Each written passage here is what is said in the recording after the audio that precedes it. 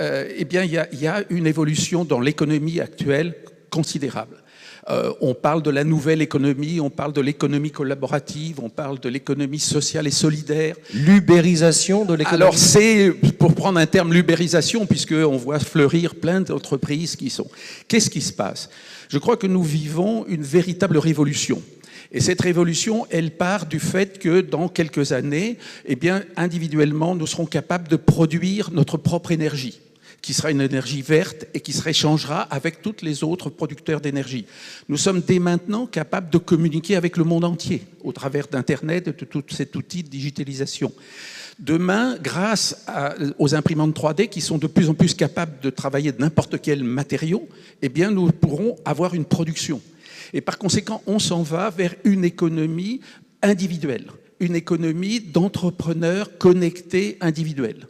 Et ça, c'est fantastique parce que ça veut dire qu'une entreprise, ton entreprise, eh bien, elle a 15 ans d'avance. Parce que ça fait 15 ans qu'elle est structurée, organisée pour faire exactement ça. Ce que je voudrais essayer de vous faire sentir, c'est que qu'est-ce qui se passe? Il se passe qu'il y a des Uber, etc., des plateformes qui se constituent et qui proposent à des particuliers d'avoir une ressource, d'avoir un gain au travers d'un service apporté à d'autres particuliers. C'est ce que nous faisons depuis toujours.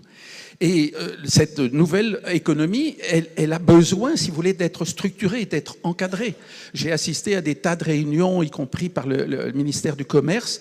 Et qu'est-ce que les autorités vous disent? Il faut des règles de protection du consommateur.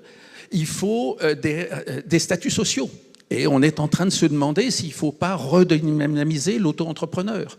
Et il faut des règles de responsabilisation des plateformes. Je vous signale que dans la loi du travail actuelle, il y a des articles dans ce sens-là. Et ce qui m'a beaucoup surpris et vraiment fait plaisir, c'est de dire qu'il faut un code de déontologie. Et donc tout ça, nous l'avons. Et nous l'avons depuis 15 ans. Toutes les règles de protection des consommateurs qui sont essentielles, bien évidemment, mais aussi le statut du VDI, mais aussi des règles de responsabilisation de vos entreprises, mais aussi un code de conduite. Et ce code de conduite a été un élément essentiel de l'évolution de notre profession. Et j'insiste là-dessus parce que souvent, j'ai le sentiment que vous ne percevez pas toujours l'importance de cette déontologie. Vous êtes dans une activité indépendante, vous devez d'avoir une déontologie professionnelle. Et cette déontologie professionnelle, lorsqu'elle s'est exprimée, effectivement, j'ai écrit avec mon prédécesseur en tant que président de la Fédération européenne ce code. Je l'ai fait voter par l'Assemblée européenne, puis le premier pays, je crois bien au monde, en France, en le faisant voter par l'Assemblée en 1995, nous avons mis en application ce code. Moi, ce que je peux vous dire, c'est que ça a changé radicalement l'image de notre profession. Et que les journalistes, les pouvoirs publics, les politiques, du jour au lendemain, nous étions des personnes fréquentables. Parce que nous appliquions des règles professionnelles et nous avions des structures pour le faire respecter. Les réunions de cette commission sont très bien préparées, c'est des cas très intéressants qui valent réflexion, mais c'est essentiel que vous, individuellement, vous ayez la protection du fait que dans l'ensemble de la structure FLP, eh bien, quelqu'un ne peut pas déraper sans qu'il se passe quelque chose. Et que par conséquent, vous soyez protégé dans les efforts que vous faites, dans le développement d'activités que vous avez et que vous puissiez bâtir sur le long terme. Et ça, c'est évidemment complètement essentiel. Comme de la même façon, je reviens à mon histoire de code, comme de la même façon, il nous a fallu créer un climat de confiance. Un climat de confiance vers le consommateur, un climat de confiance vers les distributeurs. Je voudrais que tu nous dises quel est l'élément que tu voudrais vraiment introduire dans le code mondial, le changement majeur que tu voudrais, s'il y en a un, que tu voudrais introduire dans le code mondial. Au fond, il y a 3 articles qui ont fait l'objet de beaucoup de discussions. Un article international, c'est-à-dire si une entreprise se conduit mal, par exemple en France, que cette entreprise n'est pas membre de notre association, que cette entreprise est simplement membre d'un autre pays, eh bien, nous devons pouvoir porter plainte. Super. Et donc, on a mis en place une structure sur la base évidemment des administrateurs du code de chaque pays, avec le fait que l'entreprise paiera les frais de cette analyse. Génial, voilà. Génial.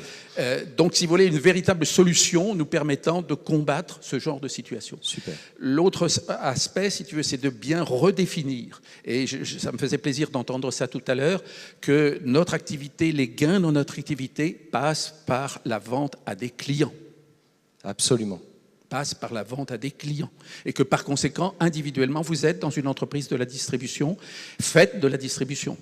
Et développer une activité avec une clientèle, ce qui vous permettra d'ailleurs d'être un exemple pour vos partenaires. Et par conséquent, de pouvoir leur montrer le chemin qu'il faut parcourir pour réussir. Super. Et ça, c'est le deuxième article. Et le troisième, il est alors encore plus essentiel que les autres, et qui est tout simplement que lorsque l'on rejoint une entreprise ou qu'on reste dans cette entreprise, l'entreprise ne peut pas vous demander des dépenses qui ne soient pas d'abord au prix de revient et ensuite qui ne se justifient pas pour le développement de l'activité. Et donc de tout un ensemble de règles, et ça a été le plus compliqué. Je prends qu'un petit exemple, je crois que je te l'ai cité. Nous avons en France depuis toujours le fait qu'un kit de démarrage ne justifie aucune commission pour personne. Quand nous avons voulu généraliser cette situation, on a eu pas mal de levées de boucliers en Asie, etc.